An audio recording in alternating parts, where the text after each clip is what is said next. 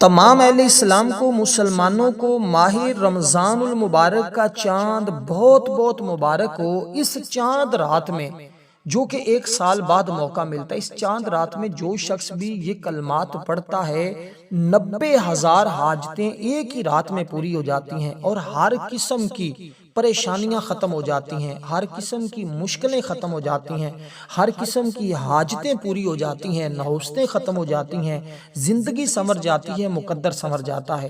یہ موقع بار بار نہیں ملتا، سال میں ایک بار ملتا ہے۔ آج موقع ہے، اس موقع سے فائدہ اٹھا لیں، اس لیے کہ جس نے یہ کلمات پڑھ لیے، جس نے یہ تسبیحات پڑھ لی، دیکھیں ماہ رمضان المبارک کا یہ وہ بابرکت مہینہ ہے کہ جس کا ہمیں پورا سال انتظار رہتا ہے۔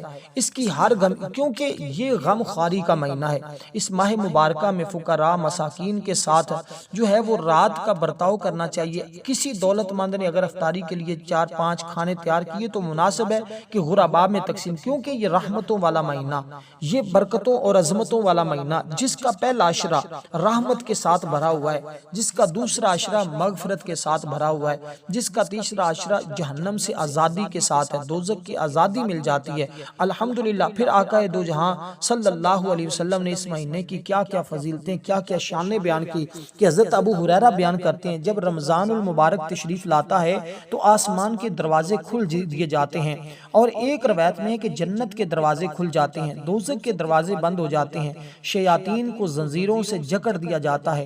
ایک ہی رات میں رحمت کے دروازے کھلے ہوئے۔ آج رات یہ وہ رات ہے کہ ماہ رمضان المبارک کا مہینہ، اس کی آمد پر آسمان، رحمت، جنت کے دروازے امت مصطفیٰ پر کھلے ہوئے ہیں۔ اللہ اس رات میں اپنے بندوں کی طرف نظر رحمت فرماتا ہے۔ اللہ والے فرماتے ہیں جس پر اللہ کی نظر رحمت پڑ جاتی ہے وہ بندہ کبھی دوزخ نہیں جاتا۔ اس لیے دوستو اس ماہ مبارکہ میں ہمیں چاہیے کہ جس قدر زیادہ ہو سکے، ہم اور کچھ نہ کر سکیں تو یہ کلمات ضرور اس رات میں پڑھیں۔ اب ان کلمات کے پڑھنے کا طریقہ کیا ہے میں عرض کر دیتا ہوں، کیونکہ یہ کلمات، اس رات کی ہر دعا اللہ کی بارگاہ میں مقبول ہوتی ہے۔ اللہ کے فضل، اللہ کی رحمت، انوار و تجلیات بندے کے اوپر موسلا دھار بارش کی طرح برستے ہیں، اس لیے کہ رمضان المبارک میں گناہوں کا زور شور کم ہو جاتا ہے۔ کیوں؟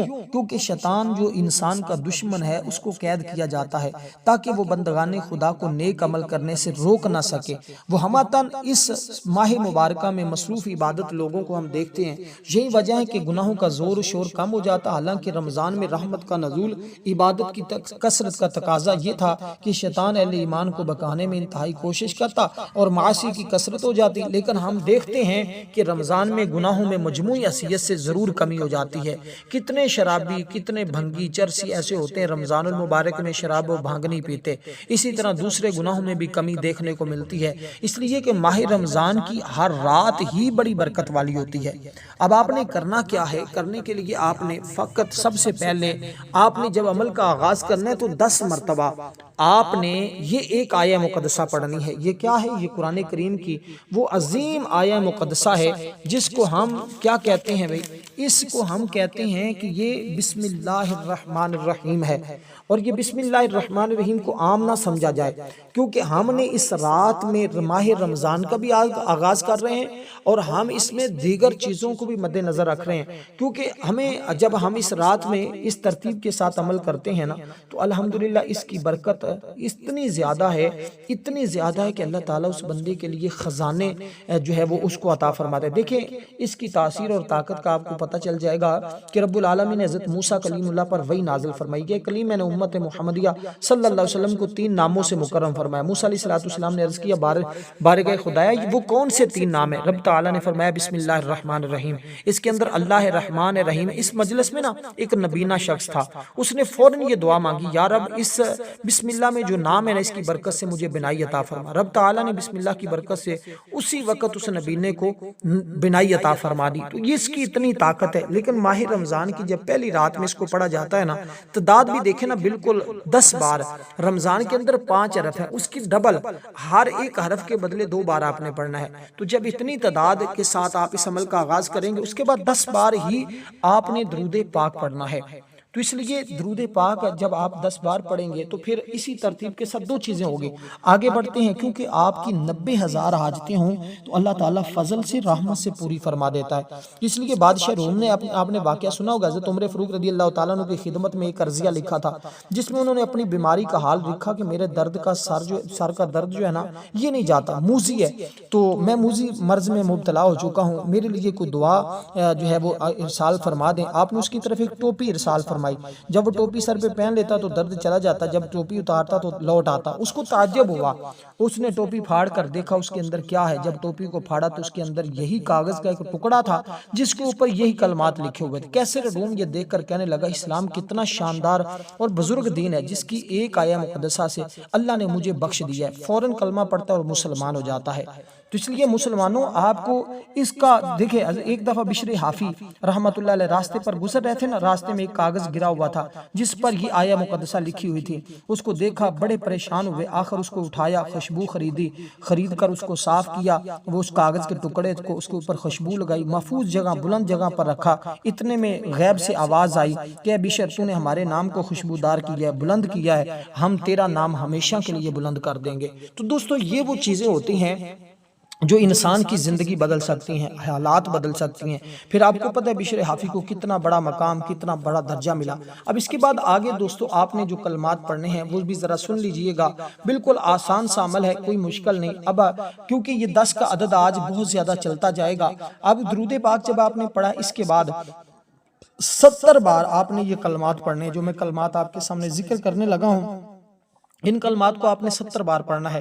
وہ کلمات کیا ہیں؟ فقط اتنے سے کلمات ہیں، آپ پڑھیں گے یعنی کہ استغفر اللہ ربی، استغفر اللہ ربی، استغفر اللہ ربی، یہ کلمات ہیں اور ان کے ذریعے اللہ پاک تمہاری بخشش فرما دے گا جو تمہاری زندگی میں گناہ ہو چکے ہیں۔ دیکھیں اصل بات جو ہے نا وہ اس رات کی ہے، اس رات میں ایک نیکی کریں تو 70 کے برابر ثواب ملتا ہے۔ عام دنوں میں ایک کریں تو ایک ہی، لیکن اس رات میں جب ہم ایک نیکی کرتے ہیں تو ایک نیکی کا ثواب اللہ تعالیٰ بڑھا کر 70 گنا زیادہ عطا فرماتا ہے۔